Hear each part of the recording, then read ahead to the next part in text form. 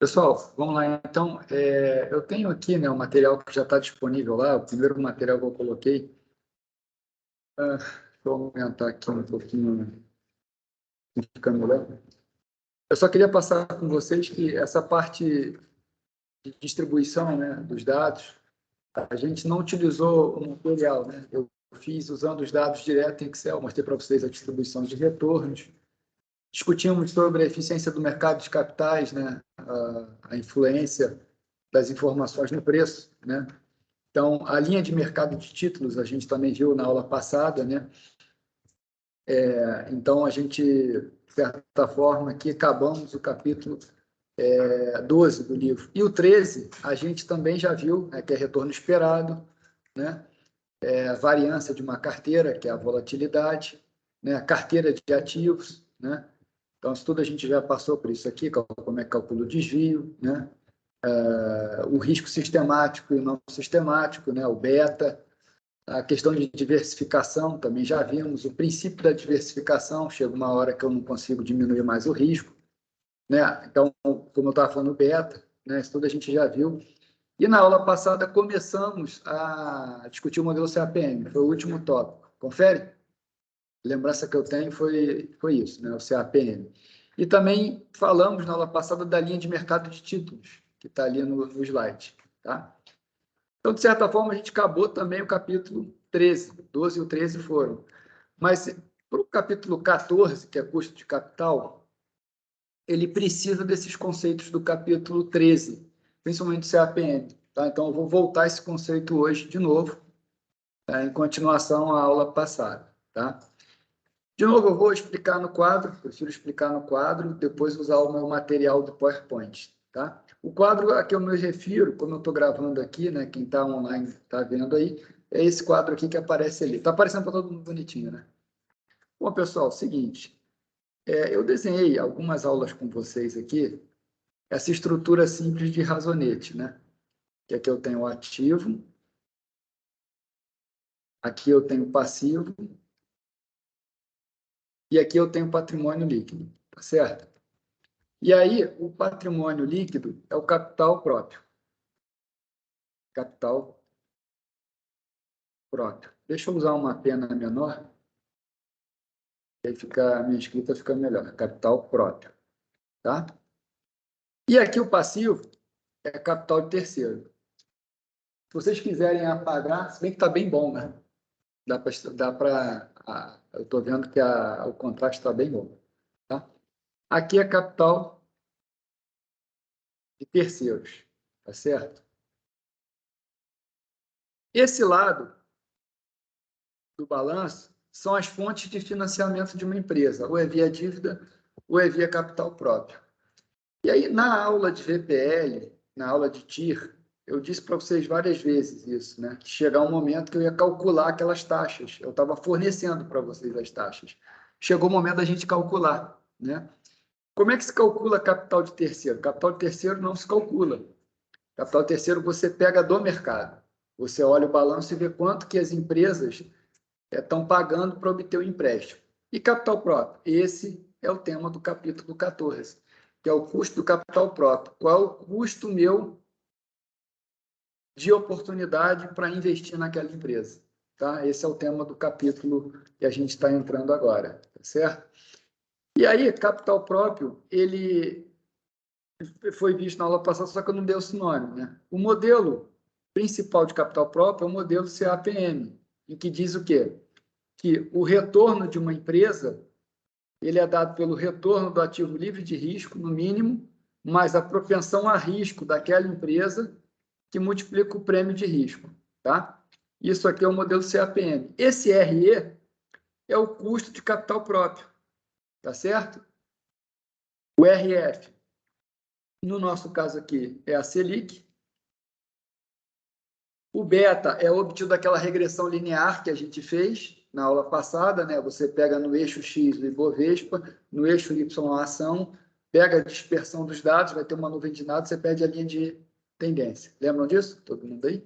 Aquele beta, então, vem da regressão linear.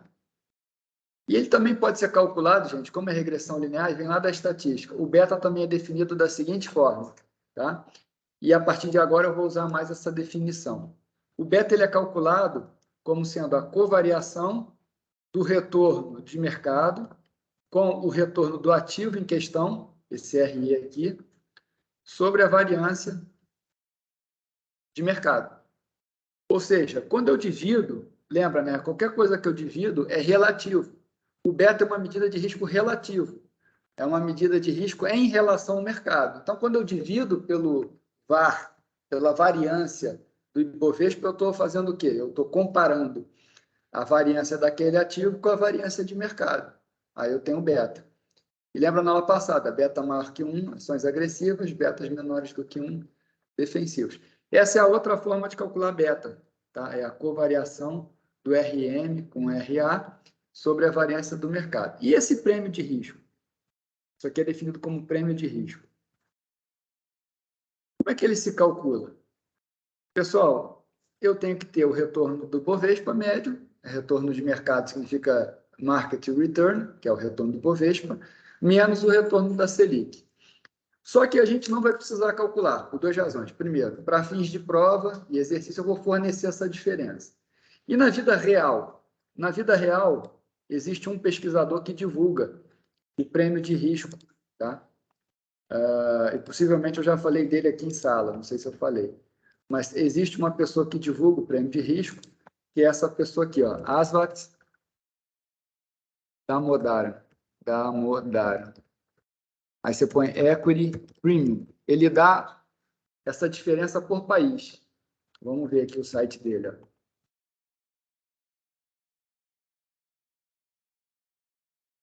Não é aqui. Está aqui. É isso aqui.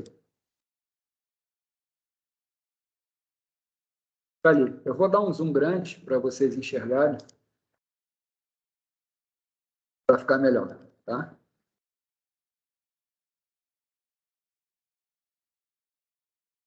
Vou dar um pouquinho menor. Pronto.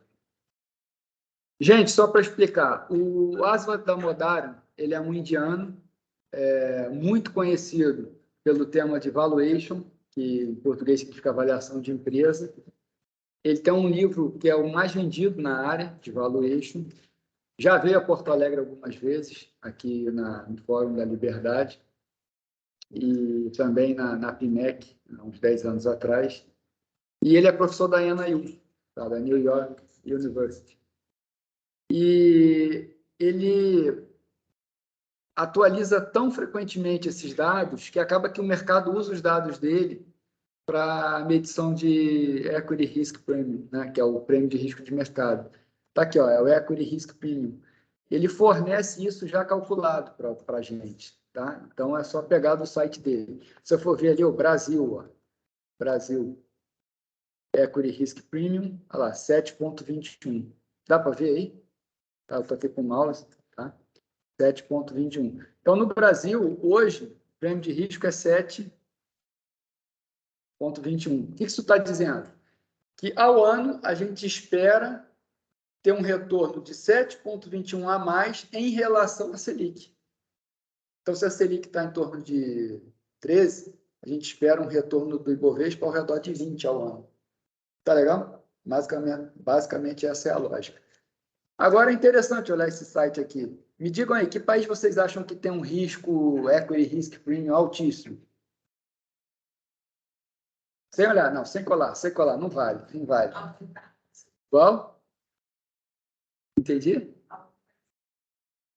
Qual país da área específico? Na verdade, assim, ó, o que é o equity risk premium? Prêmio de risco de mercado. Concordo que quanto pior o país, do ponto de vista macro, maior vai ser esse valor. Ou seja, o investidor ele vai querer ter mais retorno para entrar num país pior, comparativamente a outro. Faz sentido isso? Quanto mais arriscado um país, maior é o retorno que eu exijo para investir naquele país. Então, vou repetir minha pergunta. Qual país aqui que vocês acham que deve ser um prêmio altíssimo?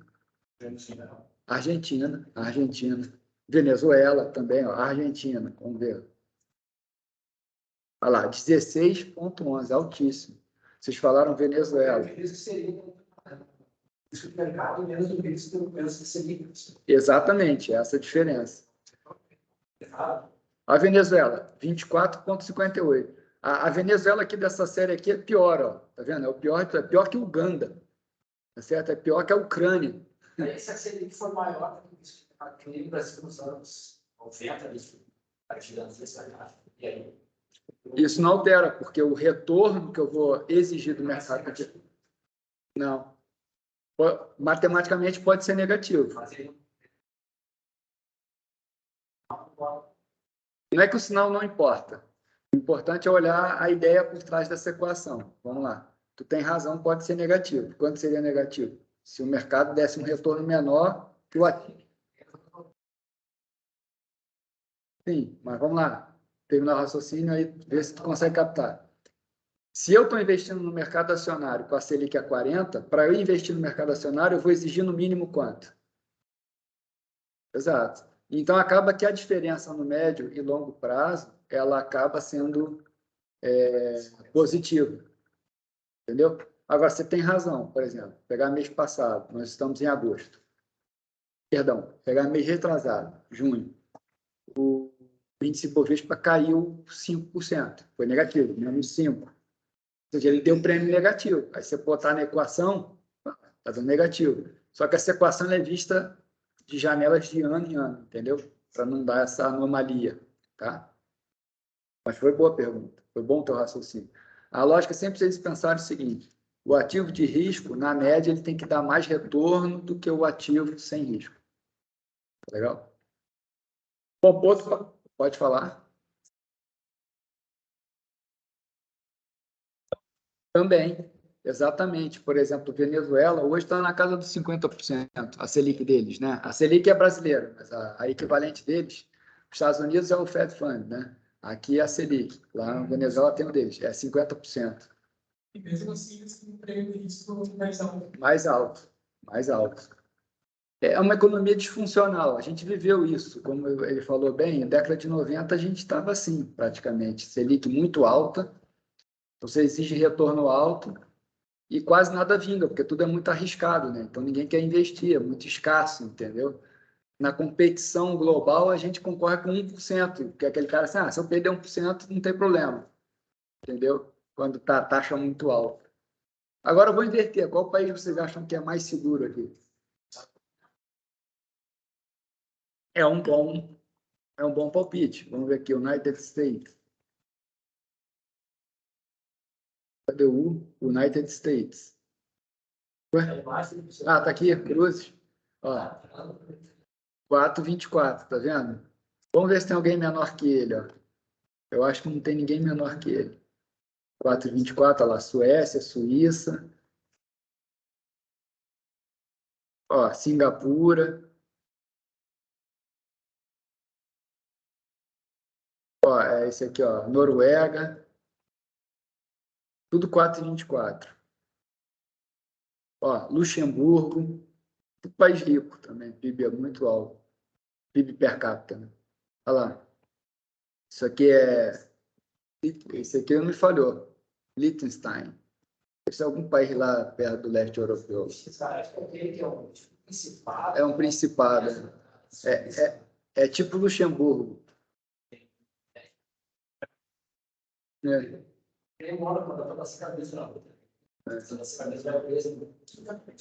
Tá. Por que eu... Ó, 4,24 é o piso. Por que eu estou fazendo essa pergunta? Ó, 4,24 outra aqui, ó. Canadá. Ó, tem outro aqui, ó. Austrália. É isso aí, né? Pô, Austrália eu não conheço, tenho maior vontade. Quem eu conheço que foi, falou que assim, é um Brasil, só que de primeiro mundo. Tem praia, tem o mesmo clima, né? Um Brasil de primeiro mundo. Aí não tem para ninguém, né? Eu acho aqui o nosso Brasil fantástico. Pena que economicamente, politicamente é muito ruim. Mas, enfim.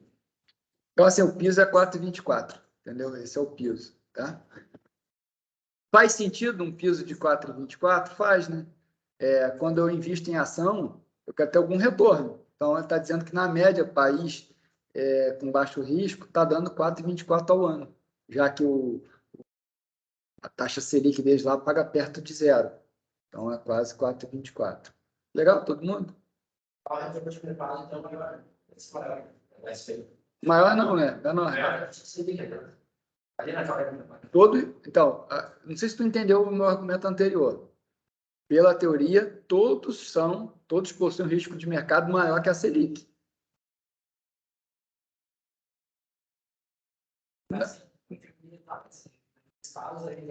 Aqui sempre essa diferença é positiva. Pode... Sim, eu sei. Mas então, para o mercado, tipo, nos Estados Unidos, ele jura, ou seja, agora já não está na 7%, tem uma época na zero. Então, hoje é perto de 2%. É.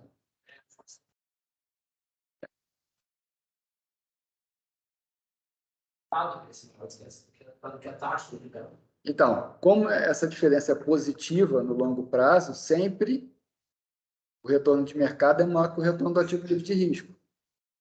Tem que ser assim, porque senão não faz sentido nada do que eu falei nas 3 aulas atrás. Quanto maior o risco, maior o retorno. Tu entendeu a lógica? Beleza. Então, essa diferença sempre é positiva. Por isso que ali na planilha do Damodaran, tudo é positivo. Não, entendi.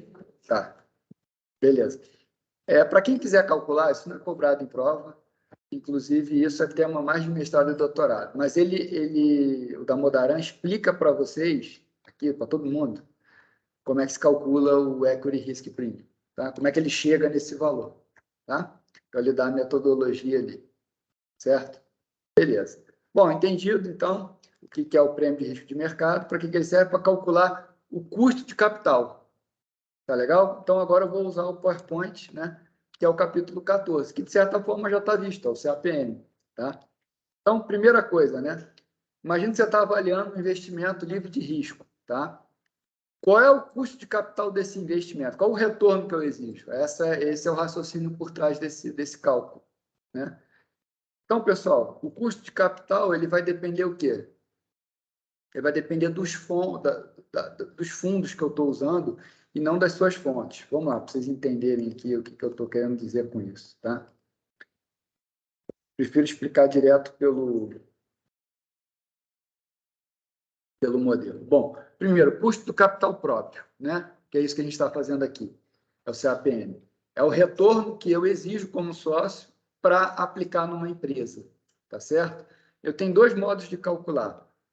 Pelo CAPM, que foi o que eu acabei de mostrar, ou também pelo modelo de crescimento de dividendos, que esse aqui a gente não viu ainda, tá? Esse a gente ainda não viu. Bom, vamos lá. Primeira coisa, né?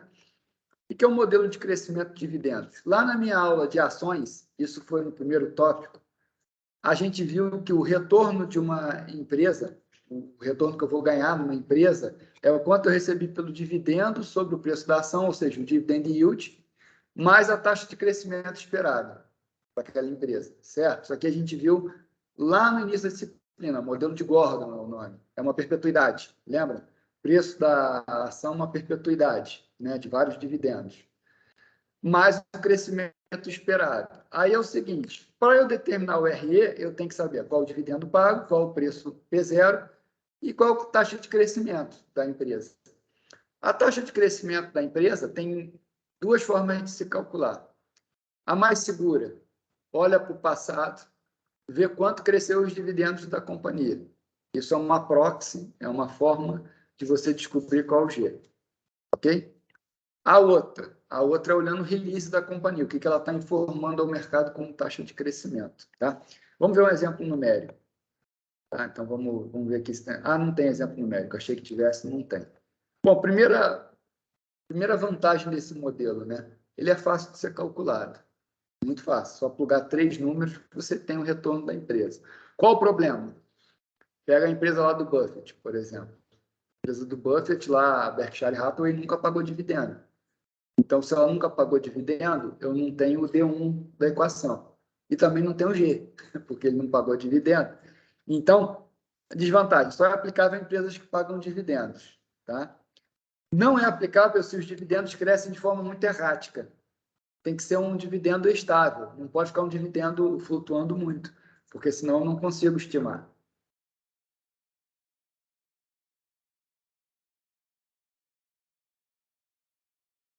E outra questão é que o G, ele altera muito a equação. O G, como ele é somado direto, se eu mudo de 3% para 4%, a equação, a conta fica muito discrepante. Depois eu vou botar números para mostrar isso que eu estou dizendo. Matematicamente, a gente consegue observar isso. Então, ele acaba que, na prática, gente, não é um modelo utilizado. Tá? No mercado, todo mundo usa o CAPM, que é o que eu mostrei para vocês, que é a linha do mercado de títulos, o modelo do CAPM. Então, o que é o retorno do ativo? É o retorno do ativo livre de risco, mais a propensão a risco dele relativo, que multiplica o prêmio de risco. Legal? Bom, qual é a vantagem do CAPM? Primeiro, considera o risco sistemático. O que é o risco sistemático? É o beta. Tá? Aplicável a todas as empresas para quais o beta pode ser estimado. Então, eu consigo fazer para qualquer empresa. Detalhe, de mercado aberto, né, que tenha capital aberto. Senão, eu não consigo, porque eu não tenho histórico de preço. Se eu não tenho histórico de preço, eu não consigo calcular o beta. Tá? Primeira coisa, qual é a desvantagem? É necessário estimar o prêmio de risco. Bom, isso não é tão desvantagem assim, porque eu acabei de mostrar para vocês que vão lá no site do Damodaran e pegam o dado, que é o que todo mundo faz. É necessário estimar o beta da ação. Isso aqui é uma desvantagem realmente, porque se a empresa é capital fechado, eu não consigo fazer. Outra coisa também, mas aí isso é crítica a qualquer modelo, eu uso o passado para tentar prever o futuro. Isso faz parte de qualquer modelo estatístico. Essa crítica ela é tipo, geral, né? Agora, como é que eu vou prever o futuro? Tem que olhar para o passado e tentar tirar alguma coisa dos dados, né? Então, eu entendo que é uma desvantagem também, mas é a única forma que a gente tem, tá? Bom, muito bem. E o custo de capital de terceiros? O custo de capital de terceiros eu já falei com vocês. O que é o custo de capital de terceiros? É esse capital aqui, que é a dívida, tá certo? Capital de terceiro é o capital de dívida. E aí, gente, eu vou voltar para o meu quadro para mostrar o seguinte. Eu tenho meu custo de capital próprio, que é dado pelo modelo CAPM, e tenho o custo de capital de terceiros, que é dado pelo meu passivo, custo de dívida. A empresa basicamente tem essas duas fontes, dívida e capital próprio. Pergunto para vocês, empresa, onde vocês gostariam de tomar emprestado, de ter fonte?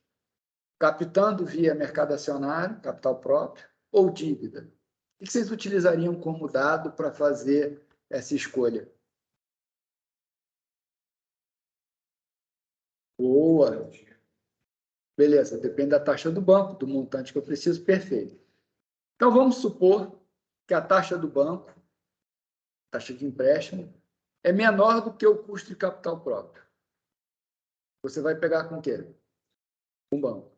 Vai pegar empréstimo, certo? Ou seja, podemos entender que eu tenho duas fontes de financiamento. E é assim mesmo, podemos entender não. É isso, né? Eu tenho duas fontes de financiamento. Uma é dívida, a outra é capital próprio. O ponto aqui que a gente está discutindo e entrando agora é o seguinte: qual é a proporção dessa pizza que seria ótima? Qual é a relação entre capital próprio e dívida que torna melhor para mim tomar fonte de financiamento? E aí, o que eu disse no início do capítulo? No início do capítulo está dito o seguinte, em vermelho, ó. O custo de capital depende principalmente do uso dos fundos e não das suas fontes. Então, de certa forma, o que está dizendo aqui? Independe essa divisão. Será que independe? É isso que a gente vai ver agora. Tá? Mas a lógica está correta. Em tese, eu vou na fonte mais barata. Tá certo? Bom, vamos avançar nessa discussão para a gente poder responder essa pergunta. Então, gente, seguinte. Custo de capital de terceiros a gente já viu. O que é o custo total de uma empresa? Bom, se a empresa bebe dessas duas fontes, ela tem um custo médio, que é definido como custo.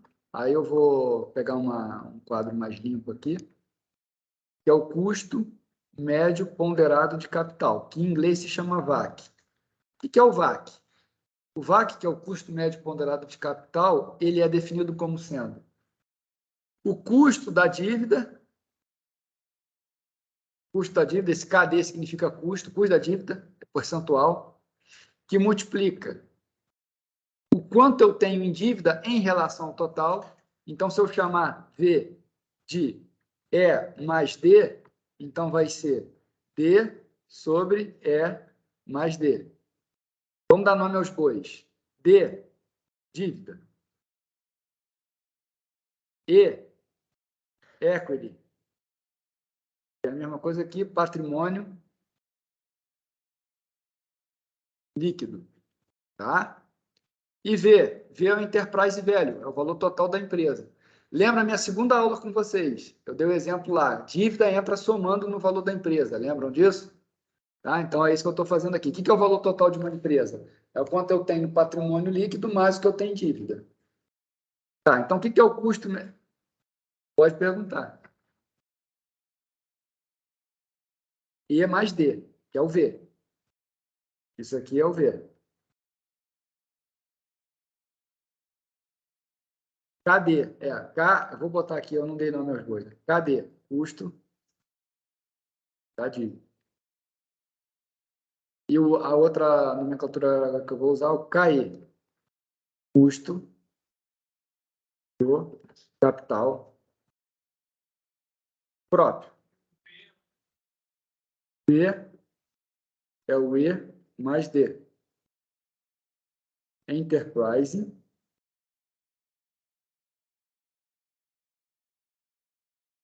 value, que significa valor total. Valor total de uma empresa, o valor de mercado mais a dívida, valor total. Também conhecido como valor da firma, tá? Valor de firma. É a dívida mais capital, mais capital próprio. Estamos voltando lá no início da disciplina, basicamente. Todo mundo aí comigo? Mais KE, que é o custo de capital próprio, que multiplica o E sobre o E mais D. Esse é o custo médio ponderado de capital. Gente, essa equação é importantíssima. Essa equação é importantíssima. A gente vai fazer exercícios para poder utilizá-la, mas é importantíssimo. Tá bem? O que ele está dizendo aqui? E para que serve o custo médio ponderado de capital? O custo médio ponderado de capital serve para descobrir o valor da empresa. Eu disse para vocês lá no início da disciplina que o valor de uma empresa ele é dado pelo somatório, lembra lá, somatório, de todos os fluxos de caixa trazidos para o presente, até o infinito, né, usando uma taxa. Quem é essa taxa? Lá na época eu não falei para vocês, eu forneci essa taxa. Agora eu estou dizendo para vocês quem é. Essa taxa é o custo médio ponderado de capital, ou em inglês, VAC. Tá? O VAC é Weighted Adjusted Cost of Capital, em inglês, tá? Muita gente em português acaba falando VAC. Principalmente quem trabalha no mercado fala VAC. Mas existe em português, é o CNPC.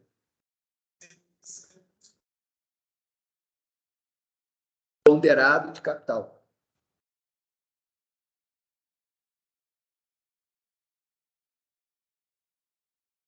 Gente, beleza? Bom, ótimo. Então vamos nessa. Feito isso, agora vamos para o seguinte. O custo médio ponderado de capital, tudo isso que eu escrevi tem no material já lá no Moodle, tá? Olha lá, o valor de mercado, né, que é o E mais D, que é o valor da dívida, né, e o valor do patrimônio líquido, tá? Bom, vamos ver um exemplo numérico, tá? Depois eu mostro essa questão de imposto. Deixa eu ver aqui já um exemplo numérico. Deixa eu ver se tem o exemplo numérico, né? Não tem o exemplo numérico nesse capítulo, mas no seguinte tem, tá? No seguinte tem, que é isso que eu quero mostrar para vocês. Vamos lá. Antes de entrar ali, peraí, vamos continuar ainda nessa discussão. Vamos discutir ainda isso aqui que eu quero mostrar antes uma propriedade. Deixa eu abrir aqui de novo o nosso quadro. Bom, olhando para o valor da empresa, como está aqui ó, no vermelhinho, vocês querem que esse I seja o quê? O maior ou o menor possível? Oi? Menor. Eu quero que isso aqui seja o menor possível, porque aí o valor da empresa sobe. Quanto menor o I, maior o valor da empresa. Perfeito? Muito bem. Dito isso, eu quero escolher uma composição entre KI e KD. Lembrando que KI e KD dá 100%. Desculpa, minto.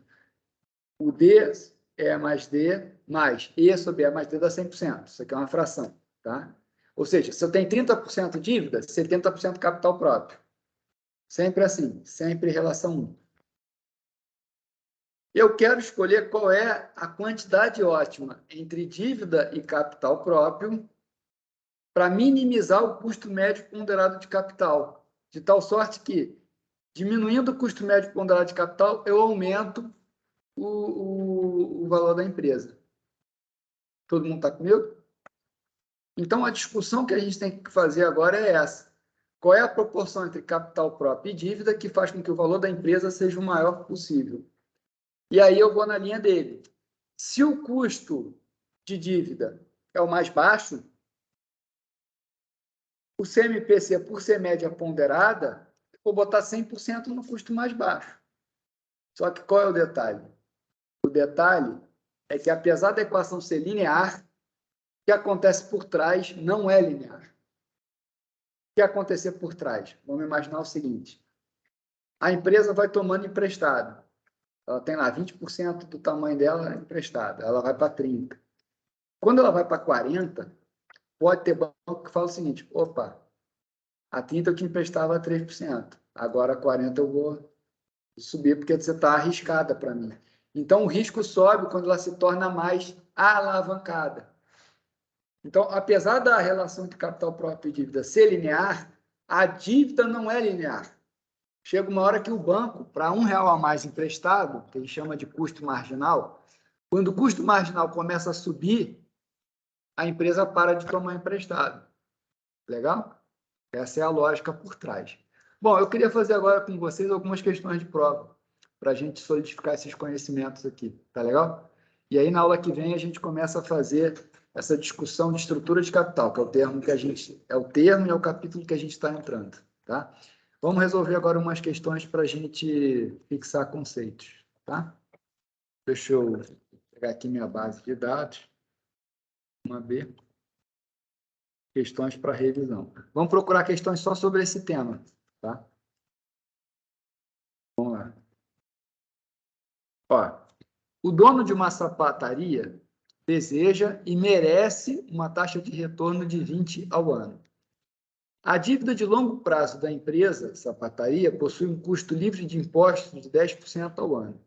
Qual o custo médio ponderado de capital de um investimento de 50 mil, financiado 20 mil do dono e o restante por dívida? Vamos lá, gente. Vamos ver se vocês conseguem matar aqui a questão. Então, vamos lá. Questão 1. Ela não é 1, né? Deixa eu ver.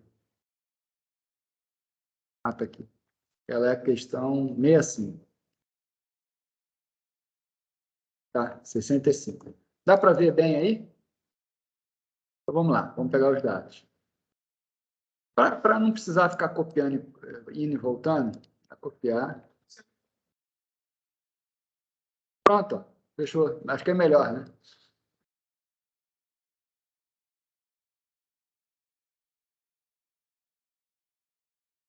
Pronto.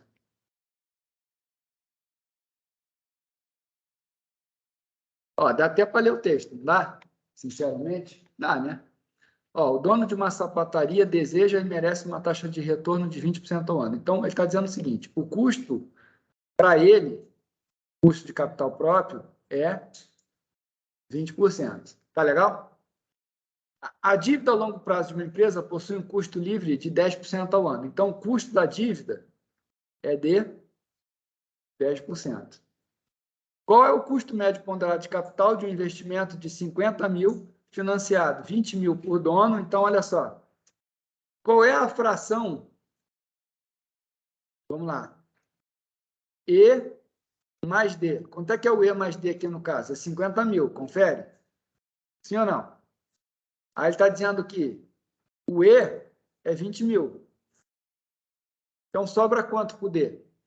30 mil. Então, qual é o custo médio ponderado de capital? O custo médio ponderado de capital vai ser o seguinte. O custo médio ponderado de capital vai ser KE, que multiplica E sobre E mais D, mais KD, que multiplica. Aí, gente, eu já tenho todos os dados, vou me permitir fazer isso aqui. D sobre E mais D. Então, vamos lá. Quem é o KE? 0,2. Que multiplica E. E, ó, pessoal, posso cortar os zerinhos, não posso? Então, vezes 2 quintos. Tá ou não tá? E assim, ó, E mais D dá 50 mil. Então, cortei os zerinhos, tá? Mais KD, quanto é que é o KD? 0,1, que multiplica o D, 3 sobre 5. Sempre, esses dois têm que somar quanto? 100%. Gente, então quanto é que dá aí para mim? Alguém pode fazer? 14%. Vamos ver se tem essa opção lá. 14%. Tá legal? Alguma dúvida? Vamos procurar a próxima aí.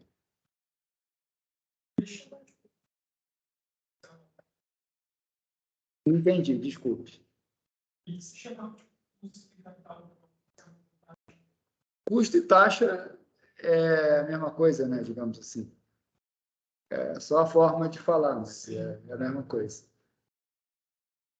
Vamos fazer uma de CAPM que a gente ainda não fez. Ó. Considerando o modelo CAPM e a realidade de um determinado país, sabe-se que a ação de uma fábrica de tratores tem um beta de 1,5 e um custo de capital do acionista de 17 ao ano. Sabe-se ainda que a poupança, que é considerada uma aplicação sem risco, paga em média 8 ao ano, e que a companhia de saneamento possui um custo de capital próprio de 14. Com base no exposto, o beta da companhia de saneamento será... Então, vamos lá. Vamos... aqui é mesmo? Command... Não, é Ctrl, Alt, S. Não. Desculpa, Ctrl... Agora eu me lembrei. Ctrl, Shift, S. Aí, boa. Copiar. Não preciso ficar voltando. Por isso que eu fiz isso, tá? Não.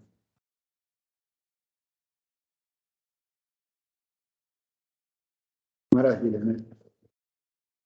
Dá para ver bem, não dá? É. Agora sim. Vamos lá. Gente, considerando o modelo CAPM, como é que é o modelo CAPM? O modelo CAPM é o retorno... Aí eu vou botar agora uma pena maior aqui na...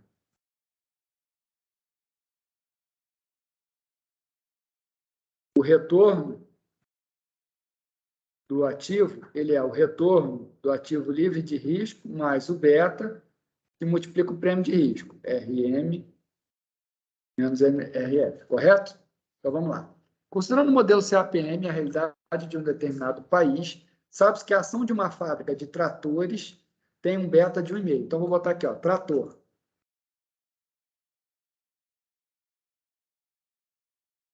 Trator. Então, ele tá dando aí que o beta do trator, vou chamar de beta T, é 1,5. E o custo de capital do acionista é de 17 ao ano, ou seja, o RA para o trator é de 17 ao ano. Sabe-se ainda que a poupança, que é considerada uma aplicação sem risco, paga em média 8 ao ano. Então, o RF é 8 ao ano, correto? Beleza. E que a companhia de saneamento, agora ele está falando de outra empresa, ele acabou de trator, agora está falando da companhia de saneamento. Tem um custo de capital próprio de 14. Com base no exposto, o beta da CIA de saneamento será... Bom, você tem que fazer em 2 etapas. Com esses dados aqui, você vai descobrir o quê? Você vai descobrir o RM menos o RF. Então, vamos lá. Com esses dados aqui, ó, eu tenho que o RA é 17%, vai ser igual ao RF, 8%, mais o beta é 1,5, e multiplica o prêmio de risco, que é o que eu quero descobrir. RM menos RF, certo? Então, ó, 17 menos 8 vai dar 15. É isso, né? 15. 15 sobre 1,5 vai dar 10%. Então, RM menos RF é 10%. Ok? Agora, vamos colocar no restante da equação. O que ele quer agora? Companhia de saneamento. Então, vou botar aqui, ó, CIA, saneamento. Você vai usar o CAPM de novo. Você vai usar lá a equação. Quanto é que é o custo de capital próprio? Ele está dando que o custo de capital próprio para de saneamento é de 14. Tá vendo? Então, vamos lá. 14% é igual a RF, 8, não muda, né? Mais beta, que é o que ele quer saber, e multiplica o prêmio de risco, que é igual para todo mundo, 10%. Tá ou não tá? Então, vamos lá. É isso? É isso, né? Vem cá. 17 menos 8 dá...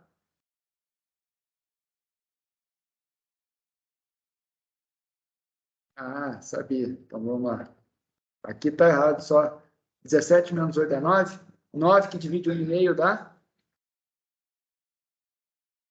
Então, isso aqui é 6%, tá? Então, pessoal, ó, então, só apagando, isso aqui dá...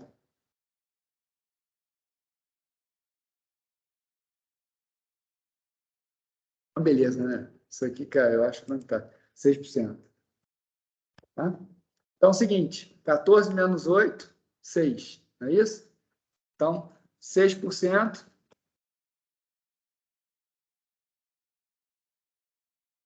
6% é igual a beta, que multiplica 6%. Ah, aí ficou fácil, né? Beta, 1. Está lá, 1. Fechou? É uma equação boa. Uma equação boa. Uma questão boa. Né? Uma questão de prova boa. Alguém não entendeu? Tranquilo? Vamos fazer mais, porque eu acho que é bom fixar um exercício. Essa é uma parte mais teórica, né? Por isso que eu gosto de fazer mais exercício, porque também fica mais próximo da prova, o que vai cair em prova. Vamos lá. Professor, Pode falar.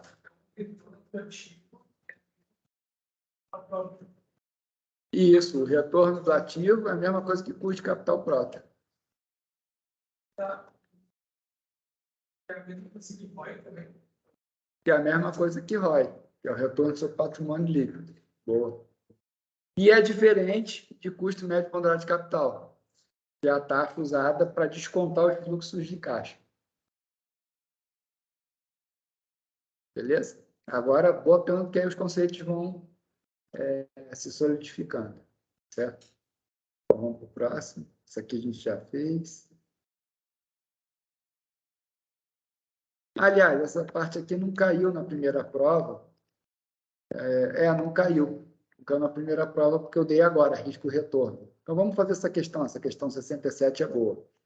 Ó, um investidor tem em carteira 2 ações.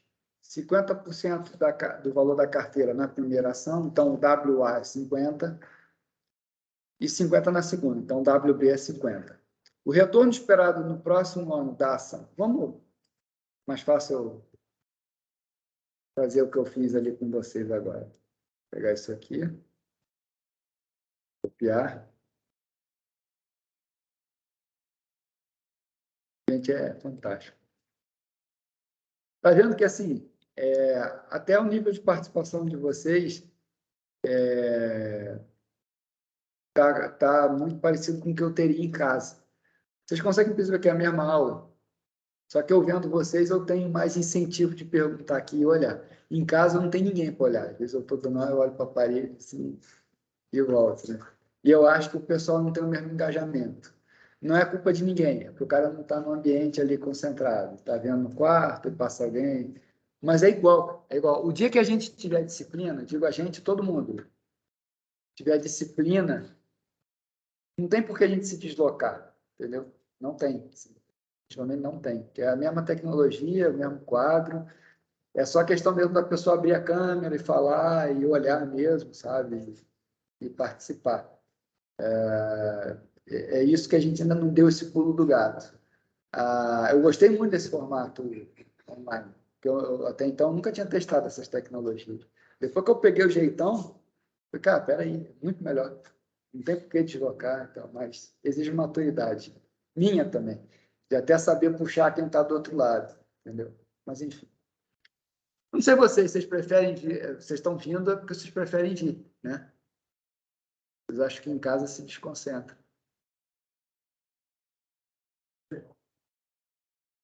É.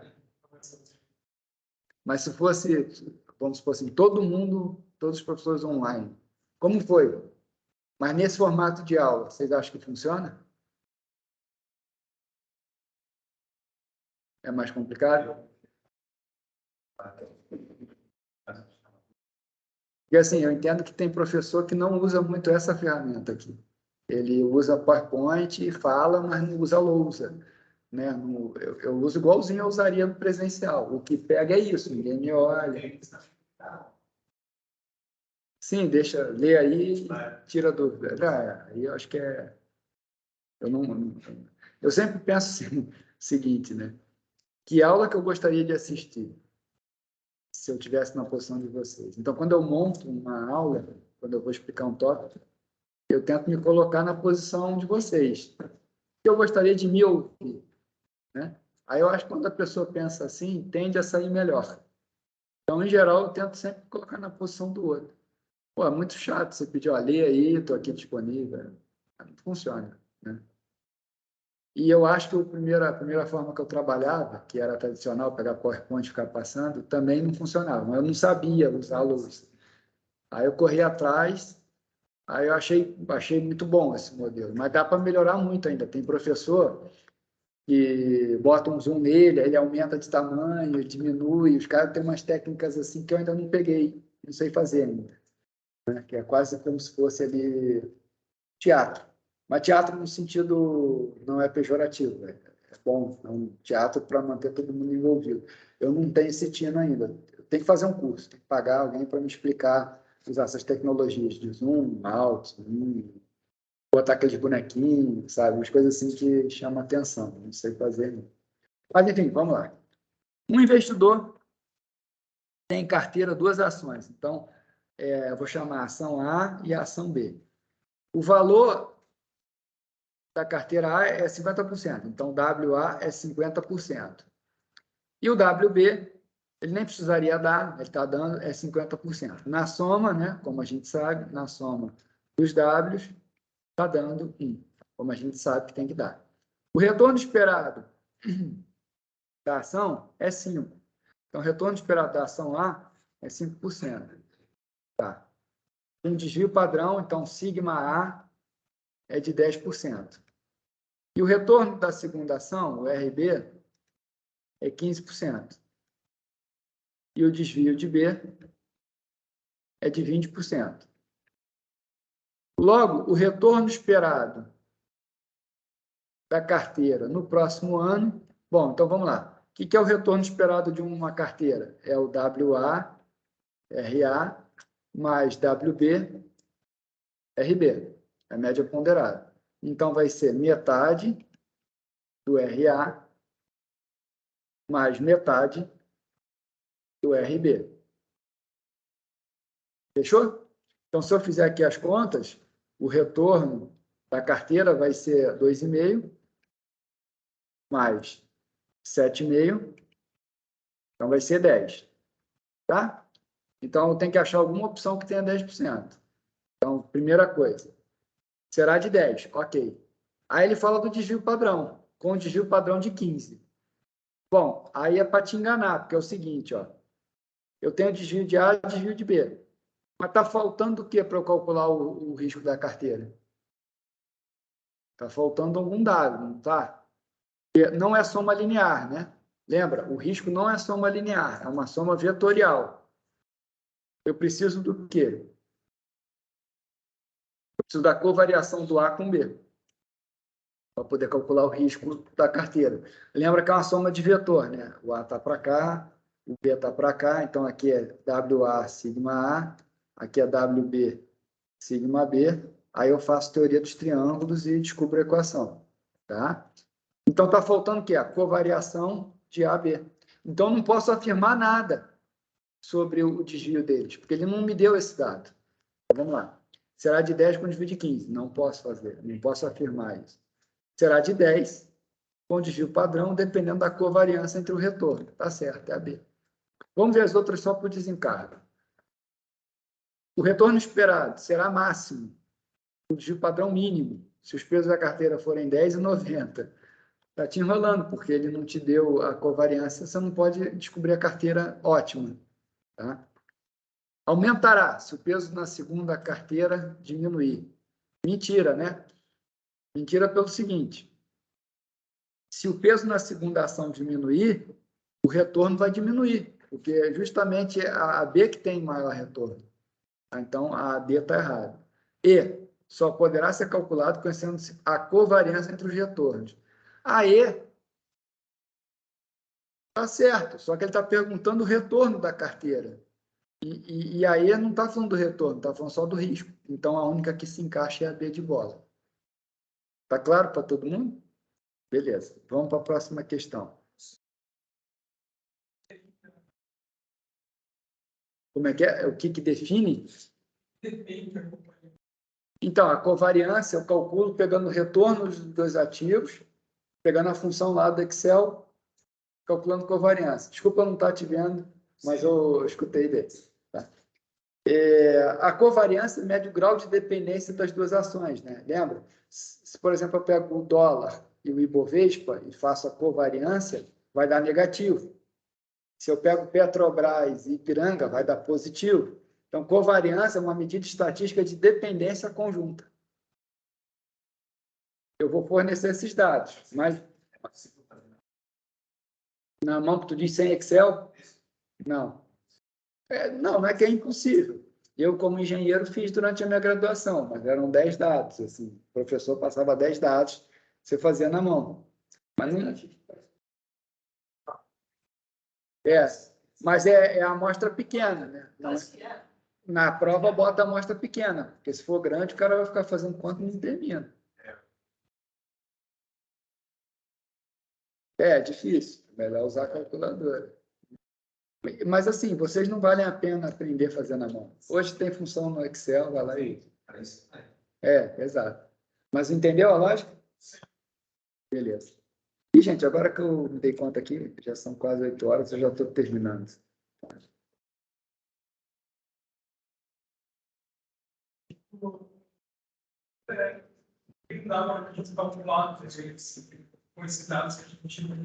Ah, entendi. Tá, agora entendi a tua dúvida. A tua dúvida é boa.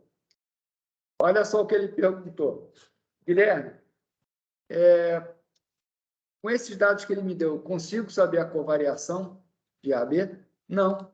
É o seguinte, para eu calcular a covariação, como é que eu tenho que fazer? A covariação de AB, ela é definida como? Ela é definida como sendo... Você lembra, não? A definição? É a correlação... Como é que é mesmo?